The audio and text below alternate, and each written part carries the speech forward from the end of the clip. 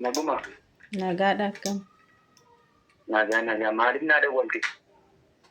Maaliif naa dawwaltee? Eeyyee. Dhimma mucaafin sii dawwale ka. Kan biraa maaliifin sii dawwala? Mucaa yoo ta'e fudhatteetta. Fudhadheera garuu ati abbaa ishii miti qoy. Nan guddifatteen fudhanneeti. Nan guddisadhee fudhadheera. Na of galchaan siniin jedha har'aa riikardiin godhaa jechuudha. Maal waan hundumaaf iyyuu garaa kutachuuf jechuudha. Waan hundumaarra garaa kutadhee bakka hiyyeessa garaa kutattee bishaarraa fugabbisadha mitiire garaa kutadhee abbaa miitii har'a isinittiin agarsiisa jechuudha waan inni haasa'u. Sijjammara ani isa iyyuu hin beeku. Ani hin beeku irra deebiidhaan haasofsiisinaa dura haasa'eera. Akkamitti akkamiitiin alattee isinitti meera. Ani isa iyyuu hin beeku, amala isaa hin beeku, dhimma isaa iyyuu hin beeku dhugaa dubbachuudhaaf.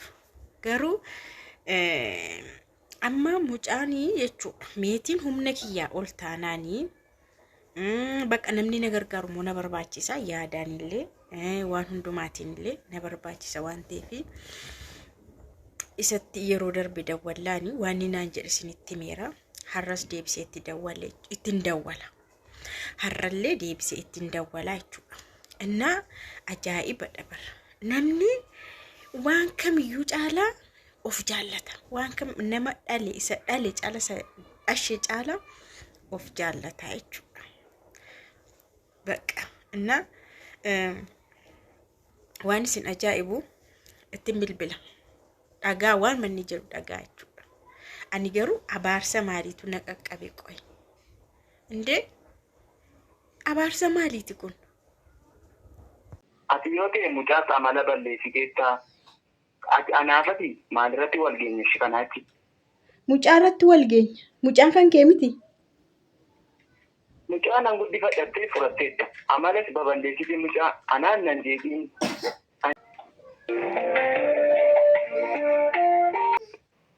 Hello.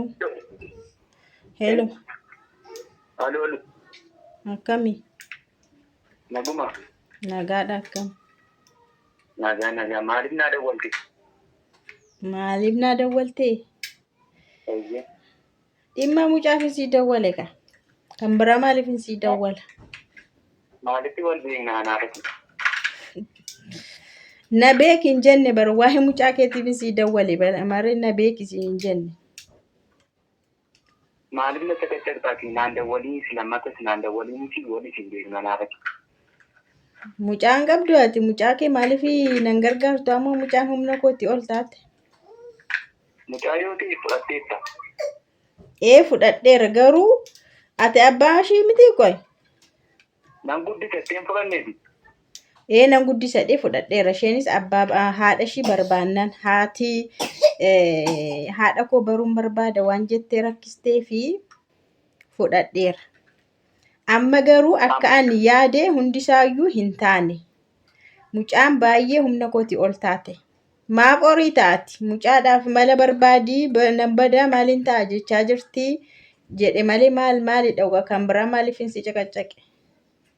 Ati yoo ta'e mucaa amala balleessiteetta. Ati anaafati maalirratti wal geenye kanaatti? Mucaa irratti wal geenya. Mucaan kan kee miti? Mucaa nan guddifadhattee fudhatteetta. Amalas baballeessite mucaa anaan nan deebiin. An jireenya kun jiraachuu barbaadan. An jireenya kee kee seenne waa'ee jireenya kee siin tuqne. Uumaa tokkoon goone waa'ee jireenya kee amma jireenya kee jiraadhu. Ani jireenyi koo jeeqamee jiraannu sababii ishiitti abbaa mucaa kiyyaallee mana gadhiisee deemeera. Rakkoo baay'ee jira. Ati garuu mana kee ho'ifattee nageenya mana kee eegda. Maal yoo mucaa keetiin mala malte maal ta'a yoo mucaa kee kana iddoo isheen teessee barattu yoo haala mijeessite. Rakkoo sirraan ga'a kun. Ati akkoo biraan fuutee amala balleessite. Akkoo yoon dadhabde guddisuu dhumatu fuudhee amala balleesse malee. Akkoon immoo hin dadhabne garuu mucaan haadha barbaadde bara ammallee akkoo keetti si deebisannaan isin diddee yookaan fuudhiiti haadha kee bira kaa'i akka duraatti ittimi waan hundumaa amansiisi. Waa'ee mucaa hin beeku amalas balleessiteetta ofii kee akkoo biraa fuutee amala balleessite mucaa. Ishaama kanumaan cufamaa waa'een ishee amalli badeedhanii bakka an baddi haa baddu. Bakka naannan deegiin kan lammatas naan dawwaliin naa. An si jeeqaan jiru ani si jeeqaan jiru. Waa'ee mucaa kanaa si gaafadhe malee kanaan dura guyyaa tokko sirra bilbileen beeku siyyuun beeku an bar. Garuu mucaa na gaafattee fuudhee dura abi. Duramma haadha kee biraa dhufte bara akkoo biraa dhufte. Sijjammara atiyyuu of biraa na bira kan dhufne hin jenne ati. Mana keetti akka Eeshi dura maal goonattee na gaafattee taa'ee Duramma atu quban qabdu bar. Kunoo mucaan sitti masakkarsiisuu hin danda'a bar. Mana kee guyyaa tokko dhaqxee hin beektu. Keekeetti ijoollee kee warra kana faana walitti qabdee hin beektu. Wal barsiistee beektaa ammati ijoollee warra amma afaaname cubbuu sitti hin ta'u. Ati dura maa yaada abbaa manaatiin fudhati? Durammaa naafatu walitti hin jirru. Bakka atis jireenya mataa kee jiraattee jirtaa baatee jirtaa anaafsii wanti wal mariisisullee hin jiru. Bakka maaliif sin jeequka anaafatti walitti dhufne waan tokko haasofne iyyuu rakkoodha. Karaa koos rakkoodha, karaa kees rakkoodha. Kanaaf jecha harmeen kiyya mucaa kana fidde haadha kee bira. Bakka maaliif mucaanis haadha koo waan jettuufi haadhuma shiyyuu haa bartuu maal rakkoo qaba mucaan alatte maal taati jedhamtee dhufte. Erga dhufte immoo ani wal'aansoo baay'ee keessan ture kunoo dhaga'uu dandeessa maazariin kiyya dhuftee nu araarsitee galte ture. An waanduma obbiratti qabee haa barattus ofitti qabee mucaa kiyya godhee ijoollee koo faana guddisuudhaaf wal'aansoo qabee jechuudha. Garuu hin taane waan haasa'ame hunduu hin taane deebi'ee lola ta'e. Ishi lola sana yoo ani rakkoo hin qabu itti fufsiisaan jira. Amma garuu maalidha mucaan kun si birallee hin taa'u jette. Sillee hin barbaadu jette. Kanaaf amma abbaas qabdii. Abbaan ishee irratti hirmaachuu qaban jedhan gargaaruu qabda iddoo tokko teessee barachuu qabdi. Dirqama abbummaa kee bahuu qabda. Mucaan kun under eejiidha waggaa 18 gadi immoo mana murtii dhaabbanna. Akkami? Kanaanatti nan cadaqaqiini mucaa yoo ta'e akka barbaadde godhi nan cadaqaqiin naannoo lammata. Eshi bakka. Atamma nageenya mana kee eegartamti yoraani mana murtii dhufee biyya sana dhufee si himadhe mana murtii dhaabbattu nageenya mana keessana akkamitti akka diigamu hin agarta. Sigal ko nan deeginati lammatas nan dawwali. Si amma situ dideka karaa nagaa kunoo ani mucaayyuu si biran fiduun jedhe garuu waan barbaachisu tokko gargaarii dirqama abbummaa kee bahii silaa manni kee maatiin kee mucaa akka qabdu beeku haati manaa kees mucaa kee beekti mucaa kee hin gargaariin jetti ijoollee qabdi miti isheen waan barbaachisu mucaan kun guddoodha amma guddataarti gargaariin siin jedha ati garuu erga diddeeti hin argita gaa mana murtii yerooti dhaabbattu yeroo sanaa hin agarta. Bakka namuu lammataan aan dawwali. Siin dawwalu kana booda sirratti hin dawwalu garuu mana murtiitu wal nu agarsiisa anaaf si. Lammataan atti hin dawwali. Ageessanii. Amma nama meeqan kasasa nama meeqaan mana murtii dhaabbadha qoy. Nama meeqaaf hin kasasa. Nama meeqaaf mana murtii dhaabbadha. Amma namni maal rakkoo qaba yoo abbaadhaan jedhee owwaatee ishi jedhee maal barbaaddi jedhee ishi maal gargaaruu hin danda'a yoo ansilaa mana isaatti hin gashan jennee mana isaa dhaqin jennee isheen isaanuma jarumayyuu hin barbaadu akkollee biyyattee diddee isammoo durumayyuu mana isaayyuu dhaqxee hin beektu guyyaa tokkoof jechuudha fuudhee mana bahee mana isaayyuu dhaqxee hin beektu. Erga mucaan kun dhalattee fuudhennis boodadha kan inni fuudhe. Mucaa qabaachuu isaa immoo beekti haati manaa isaa sirriitti beekti. Inna qoyi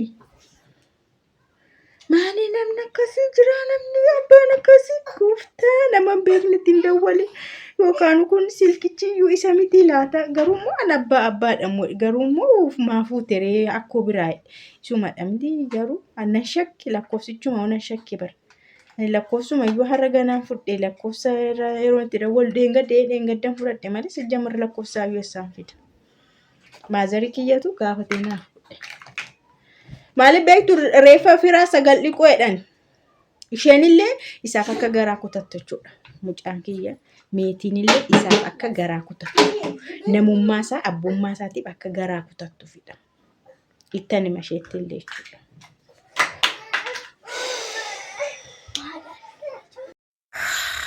Akkuma dhageessanidha jechuudha. Akkuma dhageessanidha. Mi'aamni furmaanni maalidha reettan? Erga bakka mucaan illee garaa kutattu mucaalleetti durumayyuu hundumayyuu barbaadu itti miti. Silleen barbaadu itti mucaa maaliif naan jetti beektu? Aariidhaan naan jetti. Aarii hamileen ishii tuqameen anaan akkasitti. Abbaamma durayyuu natti himteetti. Akka iddoo sana osoo jirtu inni mana isaallee akka isheen hin geenye akka inni barbaadu. Yoo akkooni ijoollee faana wal barsiisi mucaa kana fuudhi maa rakkoo qaba wal dubbisiisetti lakkiin barbaadu ofitti maxxansu ofitti madaqsu akka inni jedhaa ture. Haadha isaa jechuudha dhagahaa turte mucaa. Hamma ta'eyyuu anatu of barsiisee ofitti madaqsee ijoolleeyyuu isheen obbolaa barbaaddee ijoollee suusaatee obbolaa ishii suusaattee obbolaa qaba ani jettullee anatamma tokko isheetti agarsiise. Kanaafuu amma isheen illee isarraa garaa kutatte jechuudha. Garuu mucaa kana gargaaruun dirqama isaati. Dirqama. Seeratu isa dirqisiisa jechuudha. Mucaan kan isaa erga ta'e andar eejiidha amma waggaa 18tti hin gargaara. Funyaan isaarra dhaabbadhe jechuudha. Inni illee amma kan akkas faccisee maqaa kun innatti hin bilbile jedhu kana hin gargaaru dheetu. Gargaarsa baqadha. Haati manaasas yoo ta'e akka inni gargaaru hin barbaadu. Maallaqa tokko mana ishii keessaa akka hir'atu sababa mucaa kana hin barbaadu. Kana mucaan immoo dirqama hin qabdu. Dirqama abbummaa hin qabdu. Gargaaruu hin danda'u. Mucaan bakka gargaara akkoo biratti iyyuu haa ta'u dhuma fidhetti haa ta'u uma gargaara.